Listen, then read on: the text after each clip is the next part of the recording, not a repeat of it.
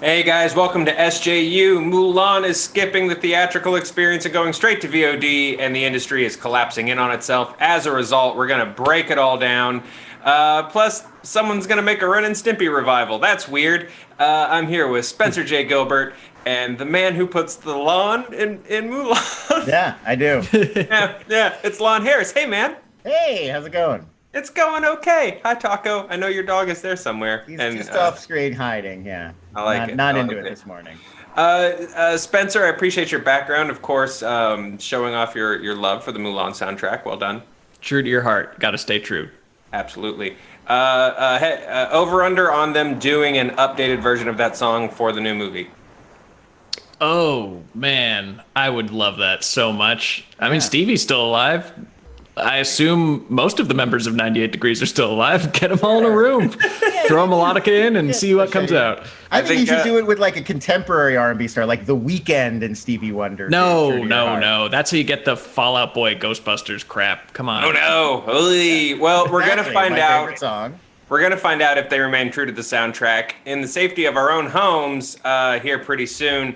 Before we jump into it, this Friday, Fandom 5 trivia on Avatar: The Last Airbender. If you know your cabbages from your not cabbages, you could win up to $650. Link next in the Friday. If you want to play. That is next Friday. There you go. No, not. I got super nervous because I am still writing the questions, and I was like, oh, God. Lon, hurry up. Nope. Much like Aang himself, you have a slightly longer amount of time to master all of the elements before the comet. So next Friday, Avatar stuff. Okay, let's get into Mulan. That didn't feel weird at all doing that transition. Okay, so Mulan, we've been waiting and we've been watching to see which one of these dominoes was going to fall first. Was it going to be New Mutants? Was it going to be Tenet? It was never going to be Tenet. Was it going to be Mulan? It's Mulan. Disney's live action adaptation of Mulan will be released on Disney Plus September 4th for $29.99. This is via The Verge. This is via Variety. All the V's, all the good V's in the trades. The company announced yesterday during an earnings call that they'd be releasing on Disney Plus. The $30 fee will be on top of the $6.99 subscriber fee for Disney Plus customers. They've made it. We're still all trying to figure out the clarity on everything, but they've made it seem that non-subscribers can pay the $30 for the film as well. But The Verge has emailed Disney to confirm. So for now, what we're going with is if you're subscribing to Disney Plus, you can pay the $30 to see Mulan. And that's the method that has been absolutely confirmed. The company told Insider that the $30 acts as a purchase. So as long as you are a subscriber to Disney Plus, you'll have access to the film. It's not like an Amazon Prime rental where you get it for like 24 hours. I think 48 you get it now. 48 once you hit play. 48. Oh, more Very value generous. on Amazon Prime. Thank you, Jeff. So technically, I can rent a movie, then buy a roll of toilet paper, and have the movie for the length of time it takes for the toilet paper to get to my home. That's pretty cool. If Thanks, you're close enough to a happy worker fulfillment center, yes, Joe. Yes, you can. Thanks, Jeff Bezos, for ruining our economy. Okay, let's talk Mulan. Speaking of economies, Bob Chapek, Disney's CEO, said, "We thought it was important to find alternative ways to bring Mulan in a timely manner." And by important, they mean theaters aren't going to open anytime soon, you guys. So let's talk about this for a little bit. Are you surprised that it's Mulan over like New Mutants? So this is still releasing globally, right? Like in theaters? On September 4th, it's going to come out in like places that are still shut down on Disney Plus or other VOD kind of options, whatever they have locally. But yeah, in places where it's safe to open, they are going to screen Mulan as well on that date. And like that's always the bit is they know once they release it in some theaters, it ends up on the internet and everywhere. So they got to they only get one crack at it is the big issue. I think. Now, a lot of exhibitors aren't happy with it, but what are you going to do? Spencer?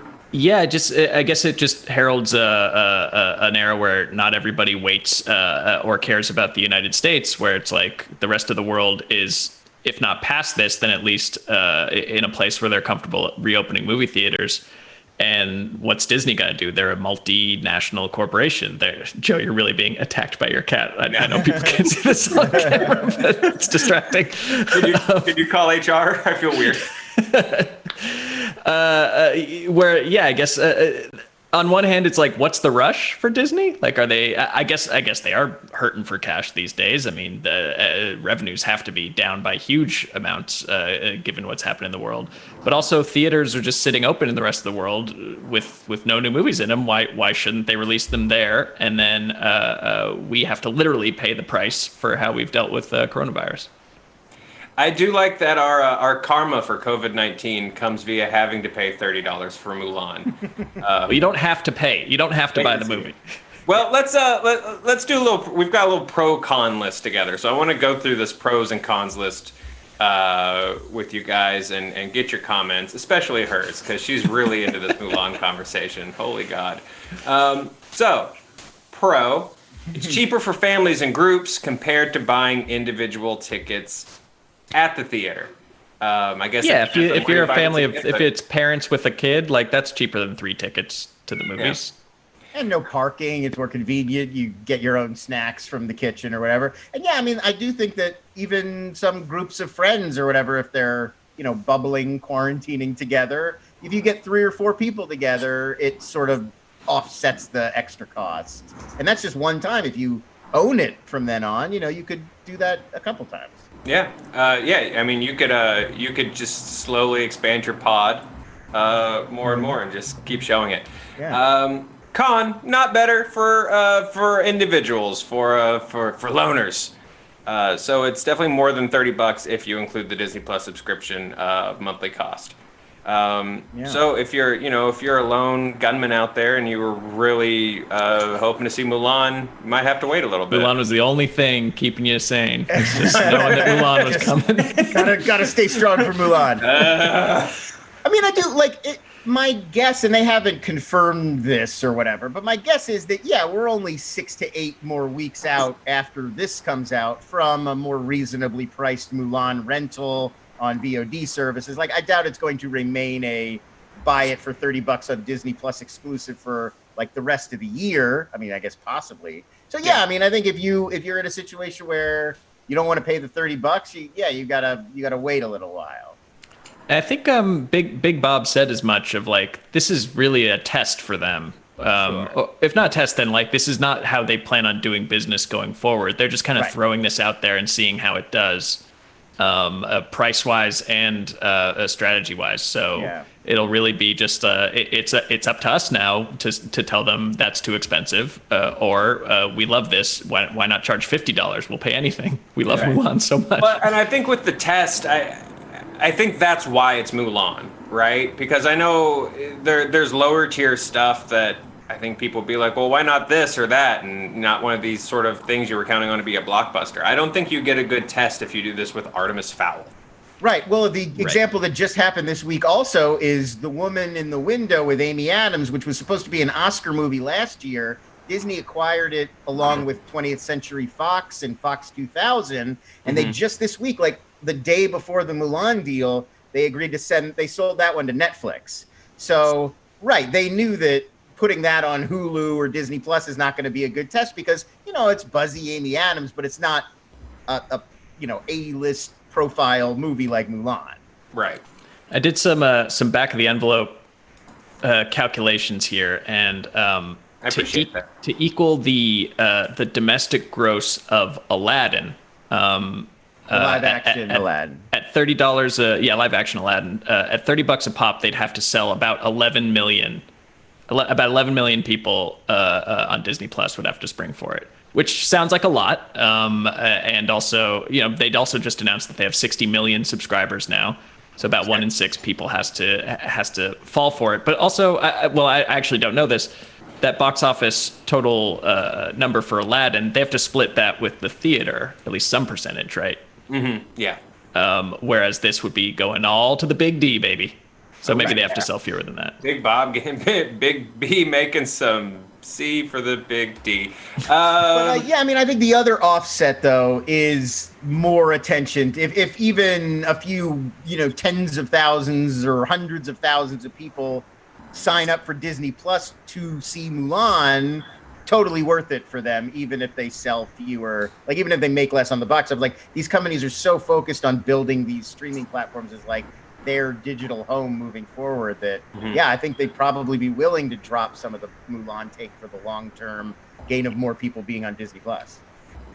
Yeah. Well, let's talk about the price a little bit. Because there's the $29.99, honestly, which there's sort of an established price point right now on VOD, where a new sort of these exclusive rental runs they're doing are $20. But then on the other hand, those are true rentals. You've got to return those to your digital red box or however it is, you rented them. So, what's sort of the over under on value there? On one hand, I can see people going like, oh, Disney's, giving it for $10 more, but it's yours. Well, nothing's yours. Nothing's yours actually yours, right? They could revoke it at any time. Yeah, no, absolutely. But even weirdly, like legally, physical media, you're technically like leasing or like renting it in a physical form from the studio. You never actually own a movie, which is sad. I'm never taking my wall of Blu-rays back to Blockbuster, ever. Well, my thought, I guess, on the 30 is. It's Disney. I feel like there's an illusion of premium when they make it a little more expensive. $30 is like the cost of a small pizza and a soda at Disneyland. Like everything is more because it's Disney. That's part of the deal. Yeah. Yeah, I feel like. Yeah, and also, they're losing the opportunity to charge you again. For a theatrical movie, you'd go pay a ticket, see it in theaters, and then you might buy it again digitally or might buy it again on Blu-ray. So that is all wrapped up in the price. Like there's no more. They won't have a second chance to sell you Mulan. Yeah, and I mean, I think you were also right before, like it, and so Spencer, like it is a test. Like I think they're gonna see, like if people don't pay $30 and it comes in a lot lower than they were expecting. Maybe they will knock it down to 20, or next time they try something like this, they'll know, look, $30 for whatever reason, and that's a mental leap for people. They'll pay 20, but they don't want to go 10 more. But I think they're hoping that people do, and then they know that they can get you to pay $30 next time they want to release a premium thing, direct to digital. I mean, do you guys think that this is super far-fetched? I mean, Trolls World Tour, like, did pretty well as the one of the first ones out the gate in the VOD experiment. There were a few sort of coming out at the same time, The Hunt and a few other things, but Trolls is the one that made the splash, and it's Trolls. Yeah, I mean it's just like it's a question of scale. Like the Trolls movie, I think it made 100 million in digital sales, which sounds like a lot, but then a movie like Mulan, that's probably half the budget of what it took to make and market Mulan. Like there's a reason why they want these to come out in theaters, and there's a reason why they're so expensive is because they pump so much money and bet so much on each film that they make that anything less than $1 billion is a failure to them. Yeah. And I think, we might be just at that point in the industry where budgets generally, like there will always be the Marvel movies and the huge event movies. They're not going to go away entirely, but we may be seeing a point where not every big movie from a studio necessarily is a $200 million movie at this point, because they know that some of them are going to end up on streaming platforms and just aren't going to have that international opportunity to like rule the box office for 3 weeks. So I think, we're looking at these calculations that were made in 2017 based on a very different industry and landscape, playing out now in 2020. Well, we've got a few people sort of chiming in. Adam Holbert says he feels like this move could backfire if many non-critics with families aren't into it, since it looks more mature and serious than the animated film. I mean, I think that's a good argument for why. I think that's a good argument for why the film could backfire in any venue. Like, I think that's definitely a worthwhile observation. It does not necessarily look like super kid friendly and family friendly the way that a cartoon does, because it's a war film. Well, let's kick back into some pros and cons. So, there's a pro of accessibility. The movie's now going to be accessible for people who maybe didn't have that accessibility before. Towns without theaters, people with disabilities, people who aren't willing, quite frankly, to go to a theater during COVID-19. I guess a con to that is it's not accessible to people who don't want a Disney Plus subscription. But, I don't know if... I guess none of Disney Plus is accessible to you if you just don't want a Disney Plus subscription, and that's okay. Yeah, I mean, I also I guess their other option is to just like Tenet style, like just not release it at all in the US and just release it globally. Mm-hmm. Right? Yeah. Frankly, like I don't think we need to. We're not owed movies right now.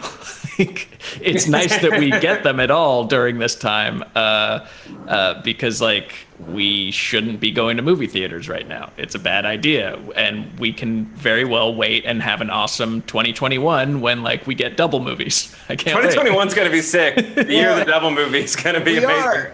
There is something to that. Like everybody kind of wants like movies should just keep coming out and just bring them out week to week digitally when they were going to hit theaters. But that would itself lead to a gap because we weren't making movies from like March till now. Nothing's been in production. So at some point there's going to be a gap. It can either be now while we wait to get back into theaters, and then once life resumes and the quarantine's over, we'll catch up on all the movies that were already made while they're producing the next slate. But if we don't do that, if we run through all the movies we've already got produced now, then once production starts and theaters open, we're going to have 6 months to wait while they make more movies. Yeah. Yeah. So it's just like delaying the inevitable in some ways. Yeah, there's going to be some kind of like weird bump. Let's get into the pros and cons of the theatrical experience of it all. First, I do want to answer a pretty key question in the chat. At Ray Bob asked, "Is this the chat that they're reading?" Yes, it is. This is the chat. The theatrical experience. So pros, it's still being released in places where it can safely be released. So it's not completely removing the theatrical option. The con is it'll still hurt box office sales. It could hurt relationships with theaters and exhibitors that feel blindsided by this. Via Deadline, one UK exhibitor operator said, "It's an FU to us," to put it very succinctly, how they're feeling. I think this is a challenging issue, right? Because, again, there's the context of the coronavirus of it all. We can talk about the death of the theatrical experience and respect for exhibitors and the balance of the business, but no one planned for COVID-19 to come out except the operators of 5G and the Magnificent 12 or whoever Bill it was Gates. Kennedy. Bill Gates. This all out. Yeah. These liberal elites. Right now it's an unprecedented time. So I feel weird arguing about the value of the theatrical experience in a time where it's like not safe to have it. Again, like you said, Spencer, we're not owed movies, nor should we really be going out. I mean, it's. I think in the words of the big Bob himself, it's like this is a one-off. I know obviously he can change tact if this does really well or blows away expectations, but I think that this is just. Okay, Mulan is probably something that we were banking on doing better globally than we were in the U.S. anyways. Let's not wait around. Our balance sheet is hurting because we're not selling any Dole Whips, or we're selling 1/10 as many Dole Whips. I've watered them down as much as I can. I can't squeeze another penny out of these people. Let's release Mulan internationally, and I don't know, $30. That seems. We'll see. How much does a banana cost? $30. Let's charge that. And then so this seems like a weird, just a one-off experiment because. I know it seems unlikely right now, but one day we will all emerge from our caves, eyes blinking into the sun, and the movie business will return to its normal slow decline instead of this complete rapid ending that we're in right now. Yeah, I I mean, I get why exhibitors are nervous about the future and like worried. I mean, everybody is, to be fair. And like worried that the theatrical experience won't fully come back. I totally get that, but I don't get the comments where it's like this is some kind of slight, like any more than me drinking a beer at home is a slight against my favorite bar. Like, well, it's closed. I can't go there right now. Yeah, that's sort of what I was thinking with the restaurant industry is screwed. Yeah, for sure. What's the number? Like 85% of restaurants or something are closing. 60, yeah, and 70, somewhere in that ballpark. I feel like just in the last 2-3 weeks in Los Angeles, it's really started to snowball. Where like a bunch of my favorite places have now started to close permanently, and it's just gonna like. Yeah, the hot dog place that opened the month we moved here is closing in October. I'm very sad about that. But I guess sort of where I was going with that is, you know, we adapted to the restaurant business and not being able to go fairly quickly. We either ordered a bunch of stuff from Trader Joe's and started eating ramen on demand, or we started getting stuff delivered and sent to our homes. And at some point, you know, this is going to recover. Once we're able to kind of go out and sit back down in a restaurant, restaurants will recover. And I think the exhibitor side of the theatrical experience will as well. Yeah, but it's like, can you, just like those restaurants, can you hold on until that happens? And no one's coming to the rescue, it turns out, or they're playing favorites with who gets money and who doesn't. So if you're SOL, you know, of course, restaurants, like, you can open a new restaurant, I guess, when this is all over. Movie theaters, I don't know. It seems harder to get like back into the movie theater business if you have to close it down. Yeah, I mean, I think what was already kind of happening, we were already going to start seeing fewer movie theaters because movie theaters exploded in an era when everybody was going to the movies all the time. And now that more people are staying home, it's just like, we just don't need as many. Mm-hmm. So I think that was already starting. And then this is just going to like hit the fast forward button on that process. So like a bunch of chains may go under. There will just inevitably organically be fewer movie theaters near everybody's town. And it was probably going to happen in the next 10 years anyway. And this is just massively accelerating. Well, let me ask you this, boys. All those AMC spaces close out. What are you going to put in there? Laser tag. Vape stores. All laser tag all the time. Would you say vape shops? I think vape stores, yeah. I think, you know, just like movie theaters used to be just like one screen. I think just like they grew, like that's the next era of the vape store. That's a whole lot of the vapeplex, you know. The vapeplex. Oh, yeah, no, I get the vapeplex. Of course. Can we merge these a little bit? Because, you know, one of my favorite parts of laser tag was all of the fog machines. Yeah, because otherwise you can't see the lasers too good. Yeah, that's a great feature, is like vape clouds just obscuring your view. Well, if the vape store is underneath the laser tag arena, then the huge clouds they blow will drift up through grates and hotbox the laser tag arena. Very green of you. It's like a biodome. Yeah. It's absolutely a biodome. I think we're just recycling our vape. You get Pauly Shore on board as a pitch man. I think this is $1 million idea. Yeah. Oh, well, I mean, that's not. He's passed, but Stephen Baldwin is interested. Okay, good. Wow. Okay, well, as long as we got Baldy, to Shark Tank we go. Hey guys, let's do some call-outs to thank people for liking this thing. We appreciate you guys. We got a review this week, Friday. Spencer and Eric Goldman are going to review American Pickle, that new Seth Rogen movie that's coming out on HBO Max. American Pickle.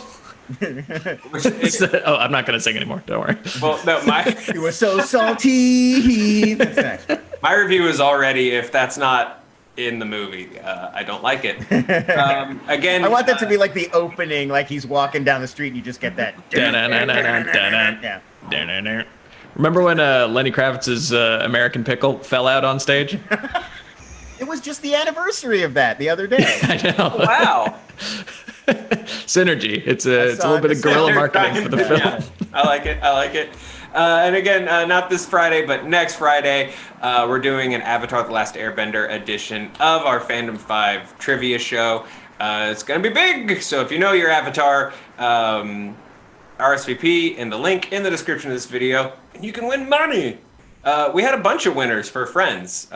Almost too many, maybe. I might have to make it a little harder next time. Yeah. A little concerned. Yeah, we almost lost all of the budget. to that entire show. I know. It's too many weird. Friends winners. Too many Friends nerds. But no, that show's been super fun.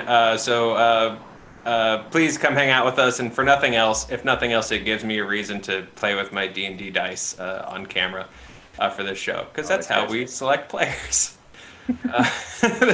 Not a whole lot of production value in the Joe Starr home. Sorry, guys. We'll get you one of those big like lottery ball turnstile things. That's what you need. Yeah, actually, that's what we'll use my home office budget on. I like that. Exactly, yeah. Just a big old lottery ball thing on Amazon Prime. Ryan, can you look into getting me one? Thank you. So what? If this is not an experiment, if they keep doing this, well, what's sort of the next movie that you guys want to see do this, or what makes sense? Is it Black Widow? Do you think an MCU movie would be given what I guess I'm calling the Mulan treatment now? No, I mean, New Mutants was the only one that was like, come on, just drop that on VOD. Like, felt like a gimme, right? Yeah. Were we all gonna spend a weekend heading out to see New Mutants? Not super likely in my case, but would I pay $20 to see New Mutants right now? Probably. Without moving? Yeah, absolutely. Yeah. So that one just feels like a gimme.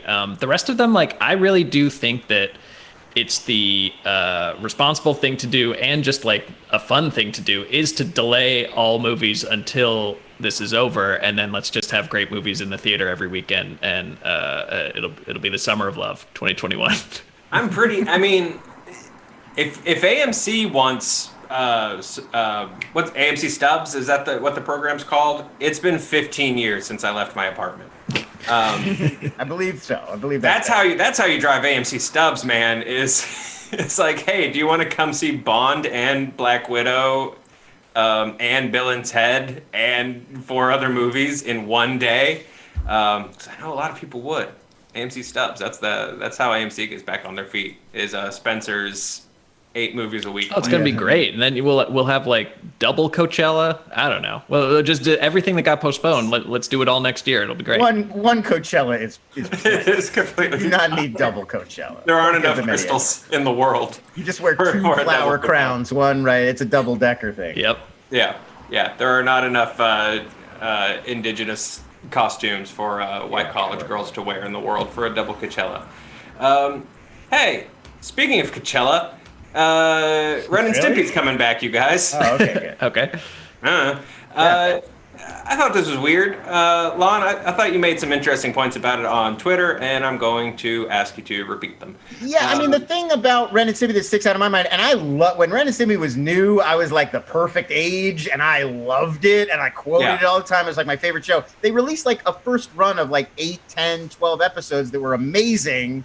And then the next time it came back, like a year later, because the original creative team, whatever, it took a long time, it already like wasn't as good. Like Ren and Stimpy ran out of steam right away, and then they already tried a reboot in like 2005, 2006, somewhere around then. Yeah, that was for MTV, right? Or I think it was like Spike TV or something. It was like adult party cartoon time with Ren and Stimpy or whatever, and it was awful.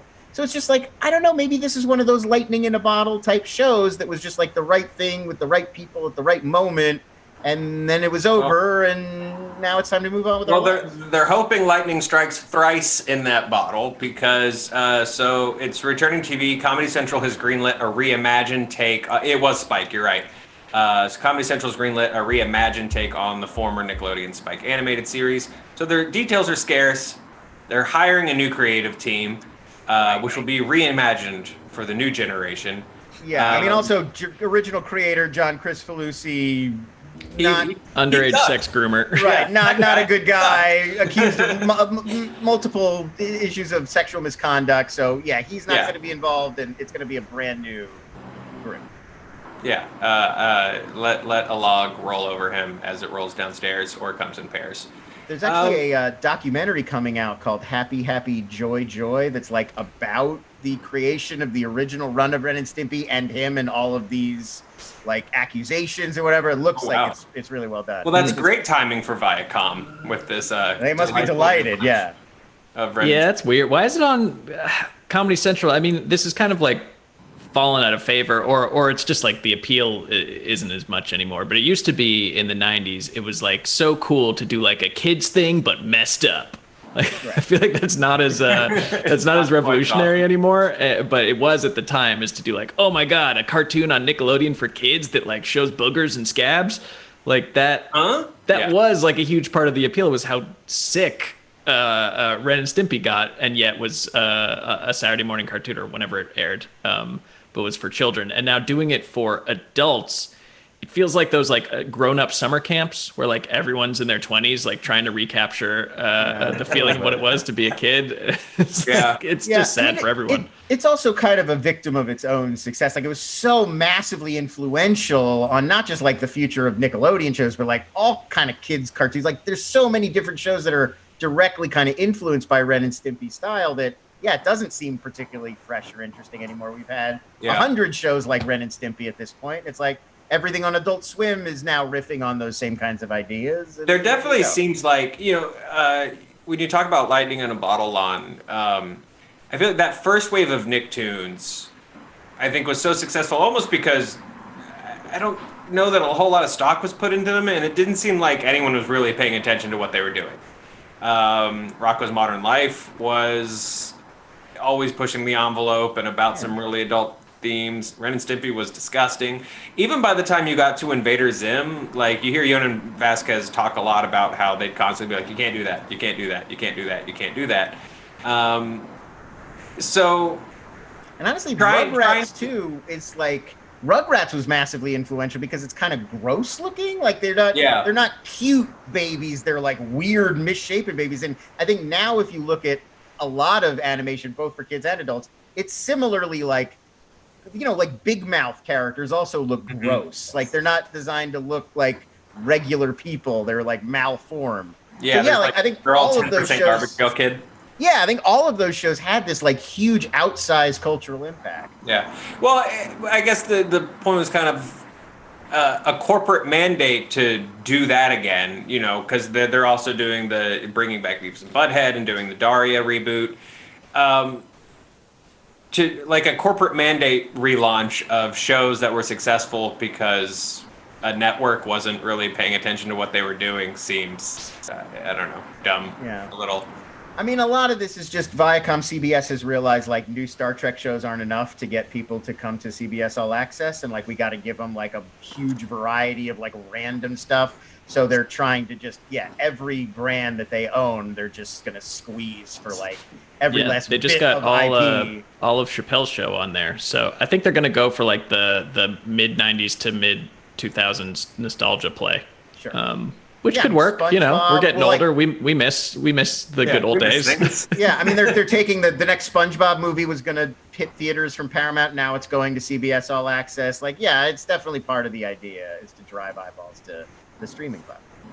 Well, I would be remiss if I didn't use this news discussion to just ask you guys what your favorite Nick Toons were. Oh, I mean, it was Ren and Stimpy for sure. And then I'd put Rocko up there as well.